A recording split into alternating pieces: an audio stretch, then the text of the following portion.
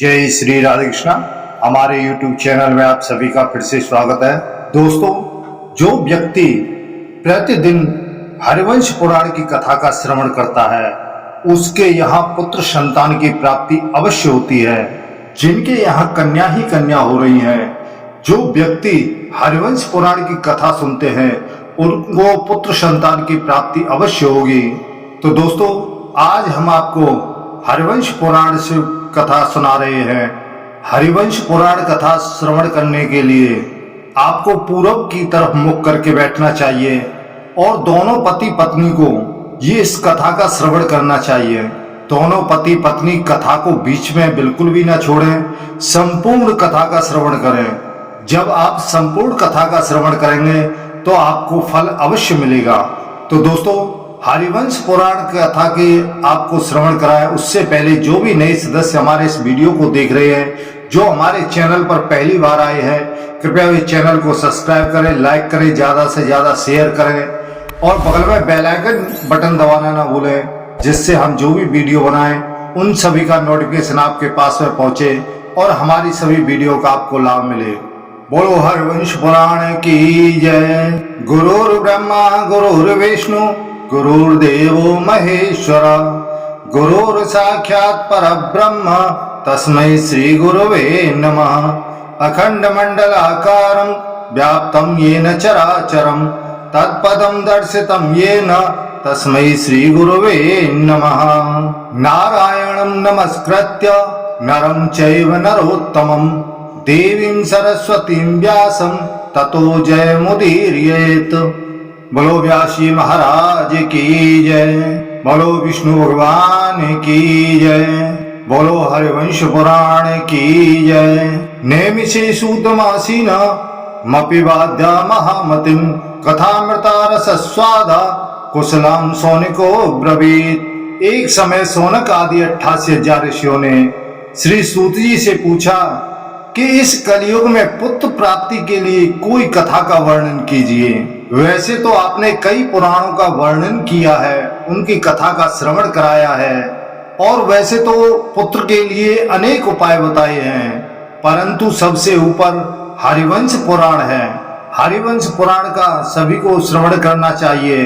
सत्यवती के हृदय को आनंदित करने वाले उन पाराशर पुत्र व्यास जी की जय हो, जिनके मुखारविंद से निकले हुए बाणमय अमृत का सारा जगत इस हरिवंश पुराण का पान करता है। मैं अज्ञान रूपी तिमिर रोग यानी रंधोती से अंधा हो रहा हूं। उस दिशा में जिन्होंने ज्ञान रूपी अंजन की सलाका से मेरे बुद्धि रूपी नेत्र को खोल दिया है, उनमें ज्ञान का स्वरूप यानी ज्ञान का प्रकाश भर दिया है। उन गुरुदेव को नमस्कार है, जिससे यह अखंड मंडलाकार चराचर जगत व्याप्त है। उन परमात्मा के पद स्वरूप का जिन्होंने साक्षात्कार कराया है, उन गुरुदेव को मेरा बारंबार नमस्कार है। जन्मेजय बोले, भगवान आपने मुझे महाभारत श्रवण की विधि बताई है, अब मेरी हरिवंश पुराण सुनने की जो इच्छा है, जो जागरूकता है, उसे आप विधि पूर्वक बताइए। उससे विशेष रूप से मुझे आप उसे श्रवण कराइए। सूत जी कहते हैं कि हे ऋषियों, वैशंपायन ऋषि जी ने जनमेजय जी को यह कथा का श्रवण कराया था, उसी कथा का आपको श्रवण कराते हैं। वैशंपायन जी ने कहा, राजन, ऋषि मुनि हरिवंश को ब्रह्मा विष्णु और महादेव का स्वरूप बताते हैं। तुम यह समझ लो कि हरिवंश सनातन शब्द ब्रह्ममय है। इस शब्द ब्रह्म में निष्णात हुआ है, पुरुष पर ब्रह्म परमात्मा को प्राप्त कर लेता है। इसके श्रवण मात्र से ही परमात्मा उसके वश हो जाते हैं। जो व्यक्ति हरिवंश पुराण सुन लेने पर शरीर, वाणी और मन के द्वारा संचित किए हुए सारे पाप उस व्यक्ति के उसी तरह नष्ट हो जाते हैं जैसे सूर्य उदय होने पर अंधकार नष्ट हो जाता है। 18 पुराणों का श्रवण करने से जो फल मिलता है, उसी से विष्णु भक्त पुरुष केवल हरिवंश पुराण सुनकर उस पुण्य को प्राप्त कर लेता है। स्त्रियां और पुरुष इसे सुनकर भगवान विष्णु के धाम में चले जाते हैं और उनकी मनोकामना पूर्ण होती है। तो हे राजन, कलयुग में जम्मू द्वीप का आश्रय लेकर रहने वाले लोगों में इस ग्रंथ के श्रोता दुर्लभ हो जाएंगे। यह मैं सत्य सत्य बता रहा हूँ।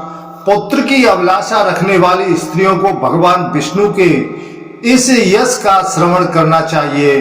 बालकों की हत्या करने वाले पुरुष के जो पुत्र मर जाते हैं, ऐसे मनुष्य को विधि पूर्वक हरिवंश पुराण की कथा का श्रवण करना चाहिए।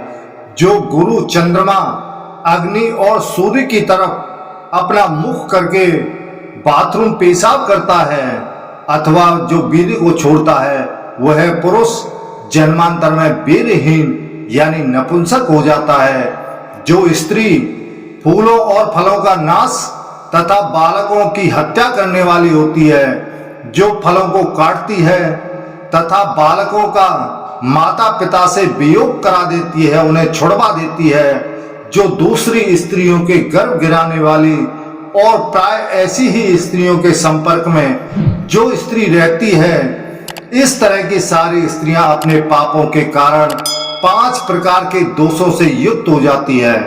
जो स्त्री अपुष्पा होती है, जिस स्त्री का रजो धर्म ना हो, उसे अपुष्पा नारी कहते हैं। दूसरी है मृतवत्सा, जिसके बच्चे होकर के मर जाते हों, वह स्त्री मृतवत्सा कहलाती है।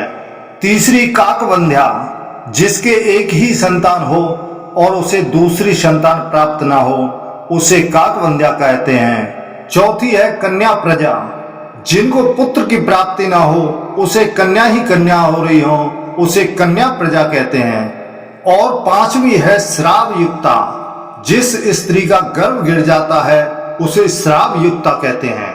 ऐसी स्त्रियों के दोषों को, पापों को नष्ट करने के लिए यह हरिवंश पुराण बहुत ही महत्व रखता है। ऐसी स्त्रियों को हरिवंश पुराण की कथा का श्रवण करना चाहिए। ऐसी स्त्रियां हरिवंश पुराण का कथा का श्रवण करती हैं, उनके सभी पाप नष्ट हो जाते हैं। जो मनुष्य स्वर्ण दान, घृत दान, पद दान के साथ हरिवंश पुराण को 10 बार सुनता है, उसका वीर हमेशा सफल रहता है। अपुष्पा स्त्री को रजो दर्शन से रहित नारी के लिए 10 आवृत्ति हरिवंश पुराण सुनने का विधान बतलाया है। उसे 10 बार हरिवंश पुराण कथा का श्रवण करना चाहिए। जिसके बच्चे पैदा होकर के मर जाते हैं, वह स्त्री 7 बार हरिवंश पुराण सुने, और जिसके गर्भ गिर जाता है वह 5 बार इस कथा का श्रवण करे। और जो काकवंध्या स्त्री होती है, वह हरिवंश पुराण की कथा को 3 बार उसे श्रवण करना चाहिए। और जिसके केवल संतान कन्या ही कन्या उत्पन्न हो रही है, उस स्त्री को एक ही बार हरिवंश पुराण की कथा का श्रवण करने से पुत्र की प्राप्ति हो जाती है। और जिनके हमेशा गर्भ गिर जाते हैं, उसे 5 बार हरिवंश पुराण कथा का श्रवण करना चाहिए। हरिवंश पुराण वंश वृद्धि के लिए बहुत ही उत्तम बताया गया है।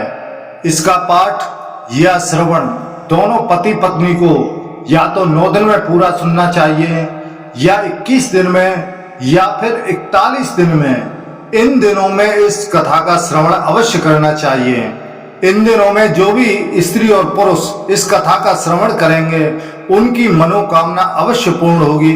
उनके घर में पुत्र संतान की प्राप्ति अवश्य होगी, और उसके जितने भी कष्ट हैं, जितने भी पाप हैं, वे सब नष्ट हो जाएंगे और उसके कष्ट दूर हो जाएंगे।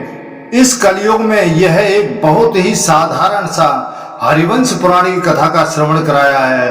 नारायण स्वरूप व्यास जी ने हरिवंश का यह पारायण साध्य रूप बताया है।